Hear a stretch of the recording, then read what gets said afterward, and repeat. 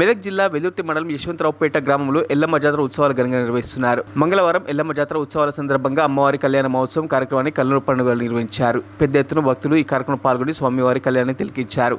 అమ్మవారికి ఒడిబియ్యం సమర్పించి మొక్కులు తీర్చుకున్నారు. సాయంత్రం గ్రామంలో బోనాల ఊరేగింపు కార్యక్రమాన్ని ఘనంగా నిర్వహించారు. ఈ కార్యక్రమంలో పెద్ద ఎత్తున భక్తులు పాల్గొన్నారు.